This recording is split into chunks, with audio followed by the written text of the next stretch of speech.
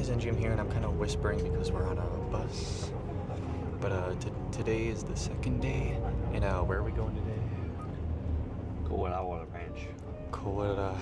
I have no idea. Something like that. We're going to a ranch, and well, to me, it's known for being the location of a filming location for Jurassic Park, a Godzilla movie. Those are the only ones that can come to mind.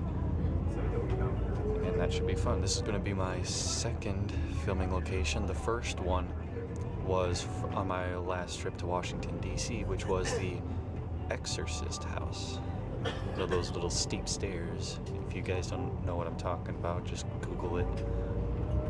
And yeah, this one should be a little fun, but we kind of had to do a little package, so we can't just do the filming locations. And so we can't just do the filming locations, we have to do everything or nothing, which is stupid in my opinion. But anyway, let's go see some filming locations.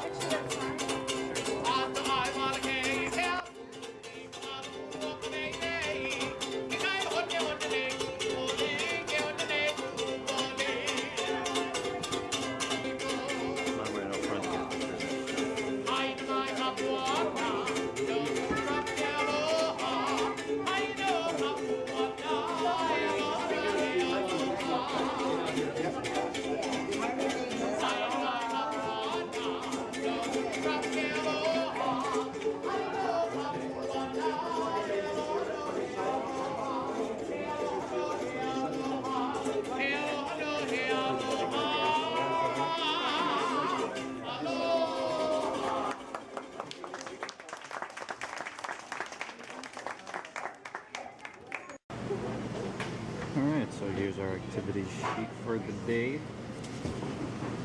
We have the valley, which is the filming locations, the ocean, and fish pond and garden. So the ocean's where we just go out on the ocean and look at some sea turtles. Valley is the filming location, self-explanatory there. Fish pond and garden. I think that's it for fish and garden. Well, yeah, I think we just rode through before. I think we just need to get more detail about that. Yeah, so that's self-explanatory too. So yeah, busy day. The tours are set, so you'll see different signs around the land that will tell you which tour is which. So on your pamphlet, if you do have ATV or horseback, and ATV and horseback are not allowed backpacks, so you'd have to purchase a locker at the ticket office. The lockers are $5. At the end of the day, you return the key. They give you back $3 and you're good to go. And the lockers are located right behind you over there. So if you are on ATV, you're just going to go straight down this path. There's a little red house on the right. You'll check in for ATV at that little red house. If you're on horseback, straight up these stairs into this opening right here, you'll check in for horseback right here. And if you're on jungle or mountain expedition, I think on the pamphlet it might say mountain. They just haven't changed the sign yet, so mountain and jungle are the same thing. So you'll check in for this little red house back there, behind the little fake horses over there. So you check in for jungle, mountain. If you're on movie sites and valley tour, straight across the lawn, right behind these white vans, you'll go straight through that big opening, check in for movie sites, valley tour over there.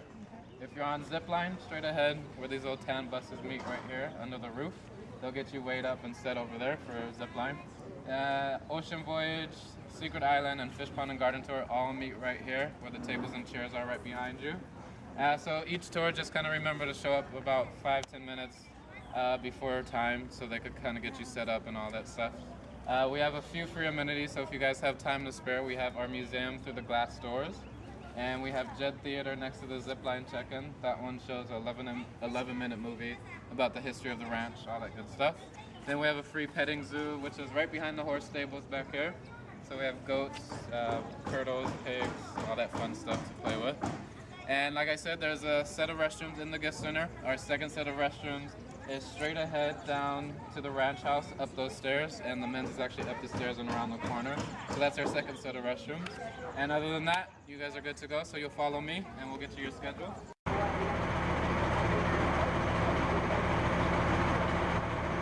These islands. And what they did was they built their own handmade flat-bottom double-hulled canoes with all handmade tools, and they set out to find these lands. The only navigation that they had was the sun, the moon, and the stars. That's the only thing that they had to use. And once they got here, they discovered how much pristine land there was. They knew hand, all by hand, and they built these significant walls over here.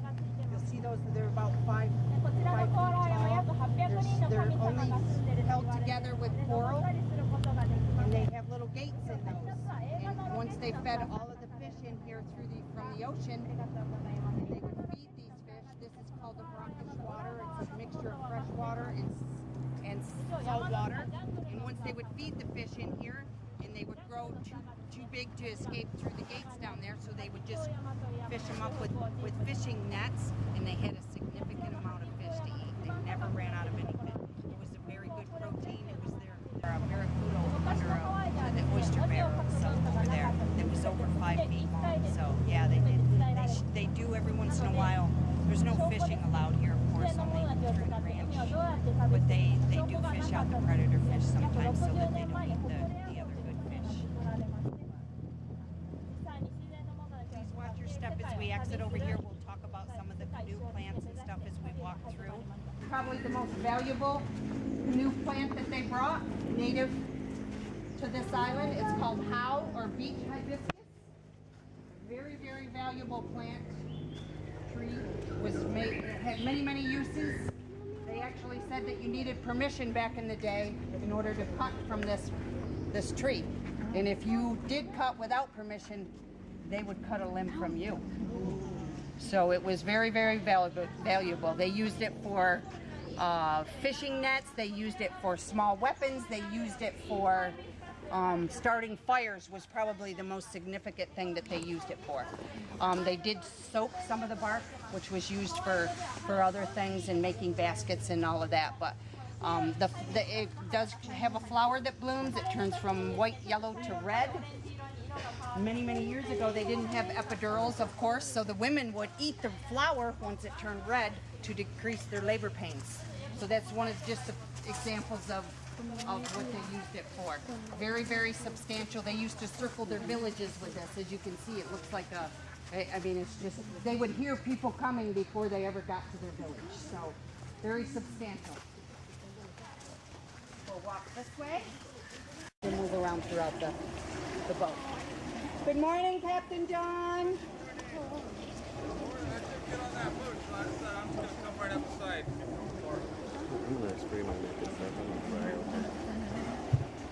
Questions I'll answer the best of my ability. Just to let you know, life jackets located in all the bench seats below where you're sitting. Children's over here. Place them over your head, very simple. Wrap the black strap around your waist and make sure you hook it through the D-ring. If you don't hook it through the D-ring, you may float away without it. Captain John is a great captain, so we're in good hands. But anyway, just to let you know, please make sure that all your sunglasses, hats, everything, the further out we go, the windier it gets. You will lose them if they're not on tight. So make sure you keep them secure because unfortunately we can't jump in to get them. Or at least I don't want to. This zone up here in the front of the catamaran is called our splash zone or fun zone. You are free to go out there. Any children must be accompanied by an adult. There's no jumping for safety reasons, okay? You can go out there, but the children cannot be unattended. You will get wet. That's why we call it our splash zone. But it is a beautiful view and it's a great adventure if you want to take on that task, okay? Like I said, when you're free to move throughout the boat, you can go upstairs. Captain John is up there, Chimichang, the little co-captain, his dog. Feel free to move around. Always make sure you hold on to something. We will be going about 2 miles out. We're going to turn around. When we come back, you'll see the most breathtaking views imaginable. We will go over my Chinaman's hat so you can see, get a close-up picture of that, okay? But everyone just enjoy themselves. Enjoy the catamaran.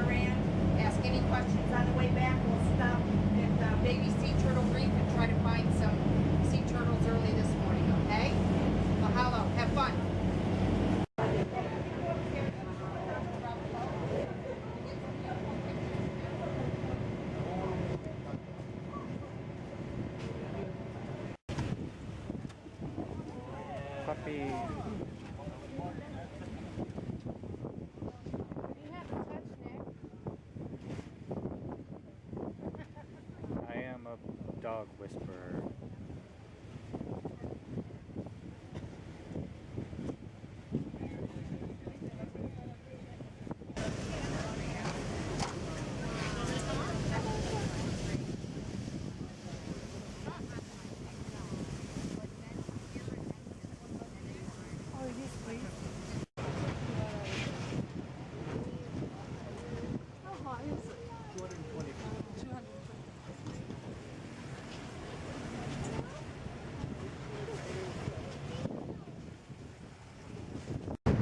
It's a fun little fact. Right there is a nose, there's a snout, there's a head, there's a back, and there's a tail. We got a dragon on the island, boys. There he is, over there.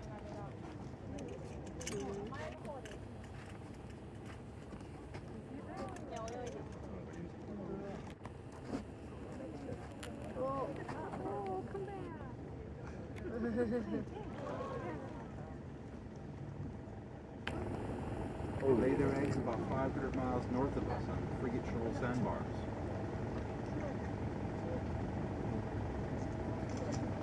I see a turtle. Sea turtles, mate. I